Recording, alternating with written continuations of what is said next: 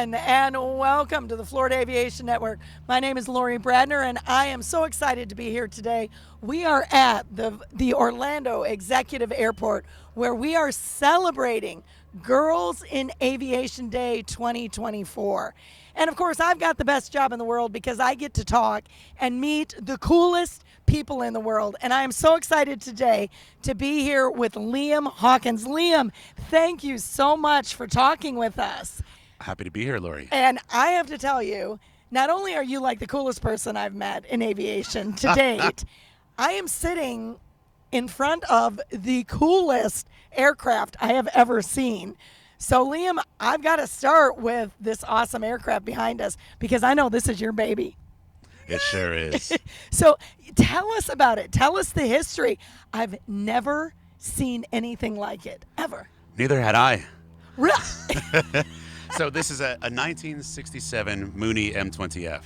I bought it a little over 2.5 years ago. Okay. And Did it look like this when you bought it? Not at all. Oh, okay. Not even close. The interior, the panel, and the paint were all either original or very old, and all of it needed love. The motor and prop had already been gone through. I only had 35 hours since the rebuild. So it ran. It ran. So it was an airworthy, solid plane. Okay. But it was not aesthetically pleasing. So tell me, was this your dream? Was this planned? How did this spectacular plane, this Anomaly, come to be? You know, I started working with a paint shop in Bartow, Florida. Okay. Ace Aircraft are finishing, and worked with a local artist in St. Petersburg who said he would like to paint the plane. He had some ideas for a design. Now, it's a 7-month wait to get into the paint shop. And so the 7 months go by, I'm bringing the plane to the paint shop, and the artist says, I owe you a mock-up. I'll do a mock-up this weekend. And just right then and there, I had a change of heart, and I said, no mock-up. He's like, oh, no, we're not going to do it. I said, no, we're still going to do it. Just no mock-up. He's like, yeah, but it's going to be colorful and asymmetric and crazy. I'm like, no mock-up. I'll send you updates every few days. No updates. I said, I want a total blackout. Don't share anything. Totally cold. And I legitimately did not know what it would look like until they opened a curtain in the shop, and I saw it when it was done. Okay. And 2 hours later, I flew it home. It's awesome. I mean, it looks like inspiration from Dali, inspiration from Warhol. It's amazing, and you had no idea. I had no idea. I absolutely love it. And so tell me a little bit. So now you've got the spectacular plane that I'm sure you can't go anywhere. I mean, you were taxiing in, and I think everybody came to the windows, okay, because we've never seen anything like it.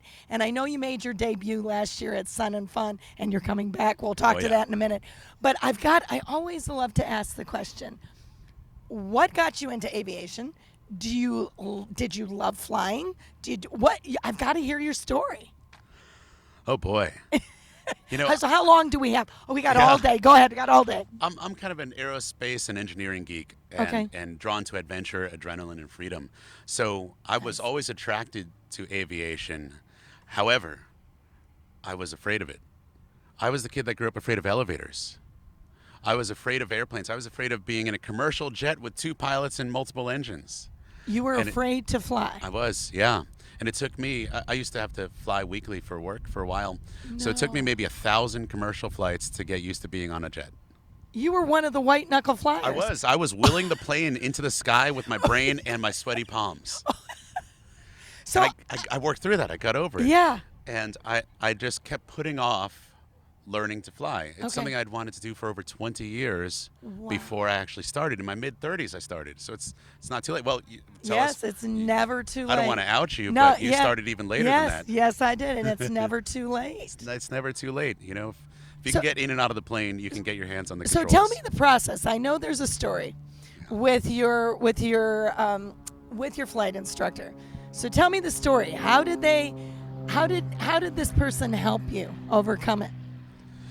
Well, I'll tell you the truth. The first CFI I had, we were not a good match, and I was a little bit like, it was awkward, the concept of maybe trying to try a different instructor in the same building. And I don't tell the most glorious story in aviation, but I feel like it's relatable. I feel like there's other people that maybe feel they don't have the right CFI or they're afraid of flying. Yep. And I understand, and there were some tips that a couple of really key people brought to me Okay. that made me successful in overcoming these obstacles. Because from my first flight in a GA plane, I was scared. My second flight, I was terrified.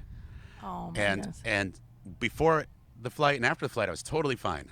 Logic was running the show, but when I got on the plane, it wasn't logic. It was something I couldn't control, making me scared. Here I am thinking I'm a tough guy, Right. former U.S. Army, and an adult, and I was going to fail. I think I was Yeah. trying and not progressing. So a pilot in St. Pete, Nate Van Coops, Yeah. and a pilot who's now a DPE, Pat Brown, who works for AOPA, and he's based in Texas, Yeah. gave me some really great tips. Okay. One of them was, it's Florida. It was, I think, summerish time, and they said, look, turbulence, storms, all of that stuff makes it a less pleasant flight, especially Right. if you have a fear of flying. So Right. turbulence and whatnot will affect that. And so if you're not a morning person, become one. 7 a.m. flights, get ahead of that heat rising. That's right. Another one was no caffeine or stimulants of any sort in the morning, because that can raise anxiety response. Another one was the flight instructor works for me. Wow. I can change flight instructors, and that's fine and normal. And you have to feel empowered to do that. Yeah. And that I can tell the instructor, look, until I say otherwise, we're not doing any turns over 20 degrees. We're not doing stalls. We're not doing whatever, just so I can go out there straight and level and get used to the sounds, the feels, the Right. communications, and not feel overwhelmed. And then introduce the maneuvers and emergency work little by little. And so I did have to slow it down. I wasn't a natural, but I made it. You made it. Yeah. I love it. And what, Liam, I've got to ask you. I know that our time we're fighting the sun here, and I know we've got about 500 girls coming to see you today, which is there. I'm sure I know you're going to be the highlight. What is your mission now? What do you want to do, and what would you say to young people that want to learn to fly? Once I saw this plane, I chose one mission, but since then some missions have chosen me, and that's where I started to feel a calling. But the first mission was introducing the intersection of art and aviation. Now, World War II, we had all kinds of Beautiful. crazy paint jobs on the nose of military aircraft, right? Right. But there's not a ton of art-centric aircraft. There's so much white with a stripe, so you can get a lot more exciting with that. So promoting that You did. is important to us. However, at these events, there's been a disproportionate amount of interest from underrepresented groups in aviation. Okay. Minorities, youth, and women. Yep. And here we are at a young women's event today. So people get excited about it. They ask questions. They take photos with it. I love handing out stickers, and people just smile when they see it. So I want people to see it more and see more smiles. I love it. I love it. And I got my sticker. Thank you, Liam. I definitely did. And okay, I know we've got to wrap up here, but I also want to point out two things, and I'm going to hold this up. You are actually Sun and Fun Sun 2025. and Fun 2025. So excited because not only are you going to be there, you are the headliner for the poster. Thanks to the wonderful artist Melissa Cannot, and she just did Melissa's a great artist. did a fantastic job. Gene's so awesome. I know he is absolutely, and I just lost part of that. But I also wanted to point out that you are the cover story in General Aviation, General Aviation News this month. News yeah. this month. So anybody that wants to not only just get a taste before they come to Sun and Fun and see you can look at General Aviation News. Also, I want to just thank you for taking the time today and meeting with us, Liam. This has been absolutely phenomenal. I want you to know I couldn't help but smile when I watched you taxi in. And I will look forward. Hopefully, will you come back and see Florida Aviation Network? Can we interview you again, maybe for a longer time at Sun and Fun? Absolutely. Yes. Please come to Sun and Fun. It'll be the best one ever. And thank you for having me. You are welcome. Liam, thank you for your time today, and thank you for your mission and what you do for, especially for these young women in aviation, as we celebrate Girls in Aviation Day today at the Orlando Executive Airport. My name is Lori Bradner. I'm with the Florida Aviation Network, and we look forward to seeing you here and also at Sun and Fun 2025.